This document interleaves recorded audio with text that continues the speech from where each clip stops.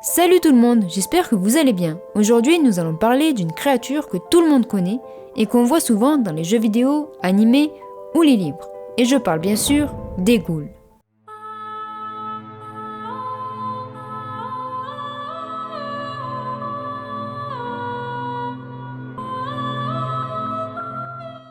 Les ghouls sont des créatures qui viennent du folklore arabe et perse. Ils semblent être nés d'Iblis, c'est l'équivalent du Satan islamique. Ils appartiennent à la sous-classe des djinns. N'en veuillez pas si je le prononce mal, car je ne sais pas du tout comment ça se dit. Alors, en Irlande, le mot ghoul n'a pas du tout la même signification. Il caractérise quelqu'un d'étrange qui se comporte de manière comique. Mais où est-ce qu'on peut retrouver les ghouls ? Elles sont généralement dans des zones isolées comme des friches désertiques, les bâtiments abandonnés et les cimetières. Mais les histoires récentes suggèrent que les ghouls vivent sous terre ou dans les sous-sols et les caves des bâtiments abandonnés. Maintenant, voyons à quoi elles ressemblent.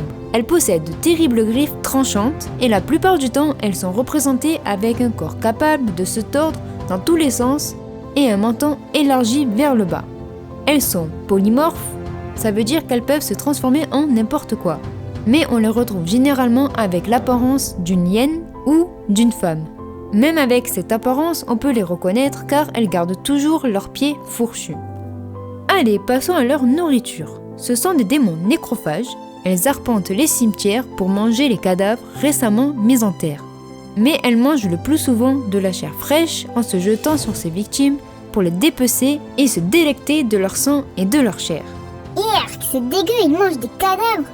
Ils devraient manger que de la chair humaine au lieu de cadavres tout pourris. Eh ouais, mystique, mais bon, on peut rien y faire. Alors, revenons à notre sujet. On peut voir des légendes qui ressemblent à la goule en Afrique avec des hommes hyènes ou hommes chacals qui recherchent des voyageurs pour les dévorer au cœur du désert. Mais on les retrouve aussi dans des croyances indiennes où c'est un esprit malfaisant qui hante les cimetières et mange les cadavres, mais il anime aussi les morts qui n'ont pas reçu d'obsèques. Allez, encore des légendes où ils mangent des dépouilles qui pourrissent. Et en plus, ils en font des zombies. T'as vu, je t'avais dit qu'un jour l'invasion de zombies arriverait. Heureusement que je me suis entraînée pour ça. Allez, venez les zombies, je vous attends. Ma petite mystique, tu dis n'importe quoi. Hey, si tu te fais bouffer par un zombie, viens pas me voir en pleurant, ok ? Moins, on verra. Bon, j'en étais où du coup, je me rappelle plus. Tu parlais des croyances indiennes, mémoire de poisson rouge. Hey! Bon, en fait, je m'en fous parce que c'est vrai. Alors, maintenant qu'on a vu deux légendes qui parlent de créatures qui ressemblent aux ghouls, on va parler de la traduction des 1001 nuits en français par Antoine Galland, qui ne sont pas très fidèles à l'original. Il a changé une histoire comme le personnage d'Amina, une jeune femme qui aimait tenir compagnie aux ghouls, habitant un cimetière au lieu de rester avec son mari. Donc si vous voulez lire les vraies histoires sans changement, lisez l'original. Bon, maintenant qu'on a vu que la traduction a été faussée, à quoi ressemblaient les ghouls dans les premières légendes ? On pensait qu'ils étaient bipèdes. Ils ont une forme voûtée et étaient connus pour ramper sur leurs 4 membres. La nourriture qu'ils préféraient le plus était les jeunes enfants. Les ghouls n'étaient pas du tout associés à la consommation des morts qui est arrivée avec la traduction en français. À l'origine, elles préféraient la viande fraîche et boire le sang de leurs victimes, dont le nom donné par certains de vampires féminins. Maintenant, on va voir leur apparence selon les premières traditions arabes. Elles étaient nombreuses à être représentées poilues. Elles détiennent le pouvoir de changer de forme, comme celle d'une femme qui se présente devant les voyageurs sous les traits d'une jeune femme pour les dévorer, ou celle de transformation en hyène pour attirer les personnes dans le désert, et quand ils étaient suffisamment éloignés de la civilisation, le reste de la meute se jetait sur la victime et la dévorait. Passons maintenant à la représentation européenne. Dans cette représentation, les ghouls ne sont pas poilus, mais sont représentés avec une peau d'apparence caoutchouteuse. Elles sont sensibles à la lumière et ont eux aussi le pouvoir de métamorphose. Mais par contre, elle est plus grande que la première représentation. Bon, c'est bien beau tout ça, mais si on se fait attaquer par une de ces créatures, comment peut-on la tuer ? La méthode la plus efficace est la décapitation. Dans les anciens mythes, ils disent qu'elle doit être tuée à l'aide d'une épée, mais il faut, en l'attaquant, qu'on réussisse à la tuer en un seul coup. Et oui, si on se loupe et qu'on a besoin d'un deuxième coup, ou plus, la créature ressuscitera et entraînera très certainement la mort de la personne qui la combat. Maintenant, je vais vous raconter une histoire des 1001 nuits. L'histoire commence avec un seigneur passionné par la chasse et accompagné par le vizir de son père, le roi. Un jour, il aperçoit une énorme bête sauvage et monstrueuse. Il hésite. Son conseiller lui suggère de la poursuivre et de la tuer. Le jeune homme court après la créature, mais il finit par la perdre de vue. Après un certain temps, il erre dans le désert.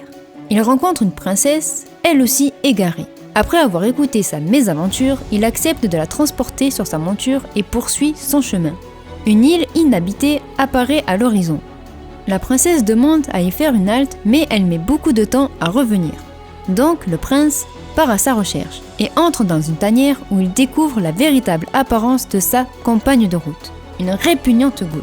Elle avertit ses enfants que le dîner sera bientôt servi. Troublé, le prince sort de la tanière et quand la princesse le rejoint, il tremble de tous ses membres. Elle lui demande ce qui lui arrive. Il lui répond qu'il a peur d'un certain ennemi. Sachant que c'est un prince, la jeune femme lui conseille d'offrir de l'argent à son adversaire. Mais le jeune chasseur lui réplique que son ennemi n'obtiendra satisfaction qu'en consumant son âme. Alors la goule l'invite à implorer l'aide de Dieu, ce qu'il fit et fait disparaître la créature du diable. Voilà pour l'histoire des contes des 1001 nuits. Mais en France aussi, on a une légende sur la goule. On va se téléporter au XIVe siècle, dans la crypte de la cathédrale d'Amiens. L'une de ces créatures aurait été trouvée et capturée. Une milice de villageois, accompagnée du prêtre du village, armé d'un crucifix et de sa foi, aurait réussi à capturer le démon avant que celui-ci ne prenne l'apparence d'un habitant pour semer la confusion et s'enfuir. Maintenant qu'on a fini pour les histoires, passons aux goules dans la culture populaire. On la retrouve dans les jeux de rôle comme Donjons et Dragons, dans les livres comme les Harry Potter, les séries comme Supernatural ou encore des animés comme Tokyo Ghoul. Mais on la retrouve aussi dans les jeux vidéo comme Warcraft et The Witcher. Et voilà, c'est la fin de cette vidéo. J'espère qu'elle vous aura plu. Si c'est le cas, n'oubliez pas de vous abonner, la cloche et surtout un petit pouce bleu. Et je vous dis à la prochaine vidéo. Bye!